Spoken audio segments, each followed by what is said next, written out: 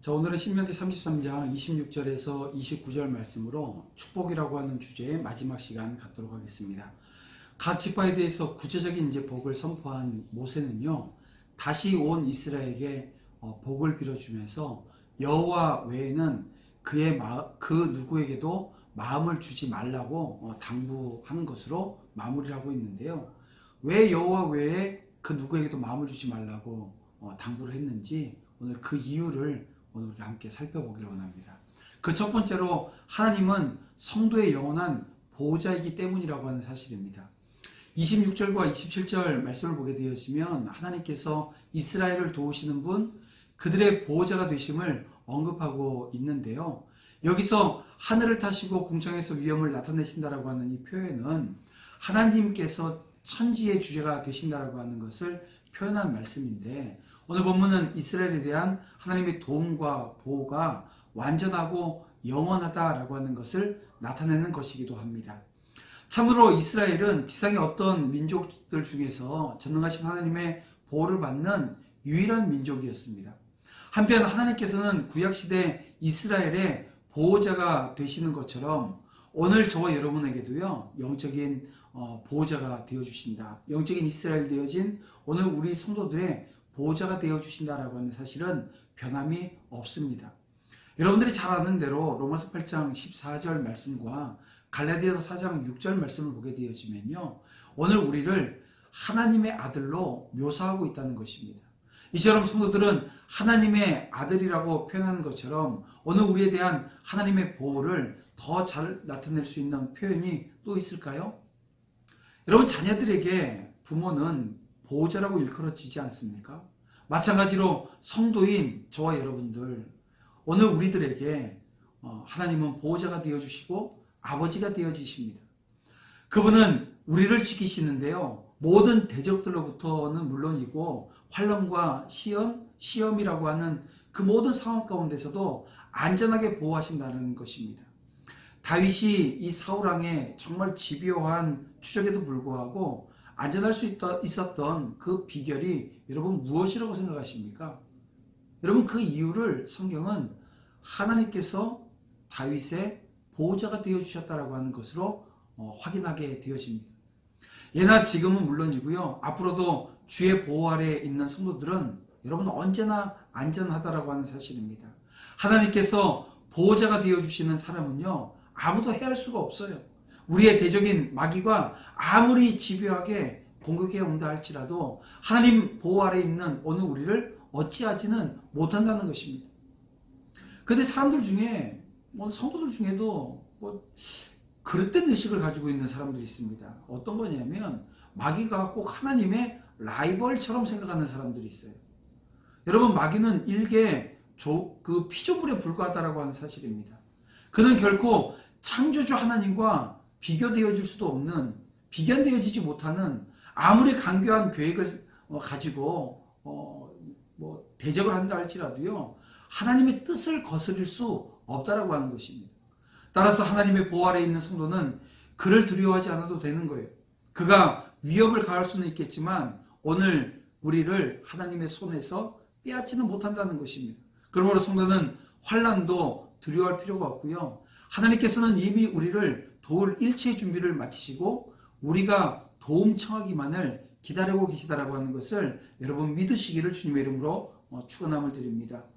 시편 50편 15절 말씀을 보면 환난 날에 나를 부르라 내가 너를 건지시겠다, 이렇게 말씀하셨잖아요. 그러므로 여러분은 어떤 환난 또 시련이 온다 할지라도 또 대적들에 의해서 에워싸임을 당한다 할지라도 여러분 낙심하지 말고요, 오직 나를 보호하시는 보호자 되시는 그 하나님을 의지하고 그분께 여러분 도움을 구하시길 바랍니다. 하나님은 그분의 자녀가 부르짖는 그 소리를 외면하지 않으시는 사랑의 아버지라고 하는 사실을 여러분 믿으시길 바랍니다. 또 하나, 여호와 외에는 그 누구에게도 마음을 주지 말라고 하시는 그 이유는요, 바로 성도의 만족은 하나님에게서 오기 때문이라고 하는 사실 때문입니다. 여러분, 28절과 29절 말씀에서 모세는 이스라엘 자손들이 하나님께서 주시는 복을 받아 만족을 누리며 또 지상의 모든 민족보다도 행복하게 될 것이라고 하는 선포를 하고 있습니다. 이스라엘이여 너는 행복자로다. 여러분, 이처럼 모세가 선포할 수 있었던 것은 이스라엘의 이 복의 근원 되시는 그 하나님의 후원을 받는 민족이 이스라엘밖에 없다는 겁니다. 그들은 지상의 어떤 민족이나 나라보다도 든든한 후원자가 되어주셔서 안전과 행복이 동시에 보장되어진 상태였습니다. 이와 같이 성도들도 하나님의 후원을 받으면 이 세상 어느 누구도 누릴 수 없는 완전한 만족과 또 최고의 복을 누리게 되어진다는 것입니다. 흔히들 행복하게 되어지면 어떤 걸 생각하시나요? 많이 가지면 행복할 거라고 생각하지 않습니까? 근데 여러분, 행복과 많이 가진 상황, 이 상태는 여러분 혼돈해서는 안 됩니다. 전혀 다르기 때문에 그래요. 가진 것이 많아도 불행한 사람들이 얼마나 많은가. 소유가 거의 없지만 행복한 사람들이 적지 않다라고 하는 것을 오늘 우리는 알지 않습니까? 그래서 행복과 만족은 소유의 많고 적음이나 사회적인 지위 등 이거 비례하지 않는다라고 하는 걸 우리가 알아야 됩니다. 참으로 만족을 누리며 행복한 사람은 복의 근원이신 하나님이 후원자 되시는 사람이고요. 그리스도 안에 있는 성도들 뿐이라고 하는 것입니다. 그래서 요한복음 15장 4절 말씀에 이렇게 말씀하고 있습니다. 내 안에 거하라. 나도 너희 안에 거하리라. 가지가 포도나무에 붙어 있지 아니하면 스스로 열매를 맺을 수 없음 같이 너희도 내 안에 있지 아니하면 그리하리라. 여러분, 농부의 관심은 과실을 내는 것에 있지 않습니까? 포도나무에 붙어 있지 않는 가지들은 모두 주워다가 어떻게 하나요? 불에 던져 버린다는 것입니다. 마찬가지로 포도나무이신 예수님 안에 거하는 사람만이 영적 그 농부 되시는 그 하나님의 관심의 대상이 되어진다는 거예요. 그러니까 후원을 받을 수 있고요. 만족과 기쁨, 행복의 열매가 풍성하게 열리게 되어지는 것입니다. 여러분, 철학자 파스칼이 이런 얘기를 했습니다. 행복은 우리의 내부나 외부 어느 한 곳에 있지 않고 우리 자신과 하나님의 결합에 있다, 이렇게 말입니다.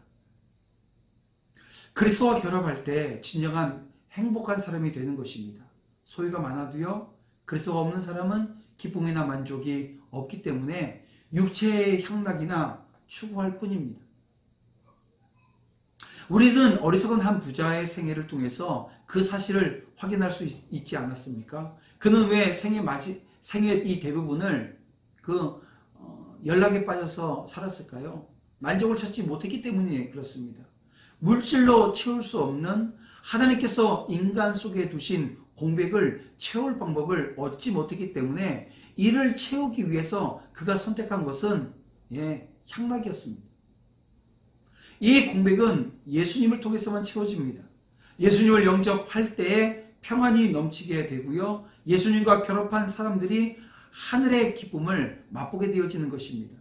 예수님이 없는 이들은 하나님께서 공급하시는 일체의 은혜를 받지 못하기 때문에 그들이 추구하는 만족이나 행복을 얻을 수 있는 방법은 없다는 것입니다. 결국 어떻게 되어지는 겁니까? 실패한 인생을 살게 되어지는 것입니다. 그러므로 참된 만족을 누리기 위해서 항상 그리스도 안에 거하는 삶을 살아가는 믿음의 종들이 되어지기를 주님의 이름으로 축복합니다. 이제 말씀을 좀 정리해 보겠습니다. 여러분, 모세가 이렇게 다시금 축복하면서 이스라엘의 하나님을 어떻게 묘사하고 있는지 오늘 우리가 본문을 통해서 보게 되어지는데요. 비교할 수 없는 하나님, 돕는 하나님, 예적부터 계신 하나님, 그 하나님이 풍요로움을 주시고 보호하시는 하나님이라고 하는 것을 말씀하고 있는 것입니다.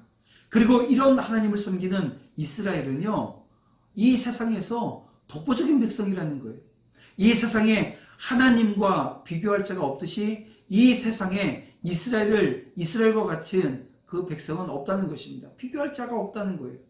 특별한 하나님을 섬기는 백성은 그 하나님으로 인해서 특별하게 되어진다는 것입니다. 이런 민족을 여러분 누가 감히 대적할 수 있겠습니까?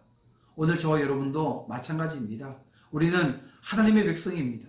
우리를 위해서 싸우시는 하나님, 우리를 보호하시는 그 하나님이 저와 여러분과 함께 하십니다. 여러분 믿음으로 이 승리의 자리를 지켜나가는 종들이 되지 않으시겠습니까? 여러분 이 놀라운 축복이 저와 여러분 가운데 여전히 있습니다. 앞으로도 계속되어질 것입니다. 이것을 믿고 함께 기도하는 자리에서 승리하는 여러분들 되시기를 주님의 이름으로 축원합니다. 기도드리겠습니다.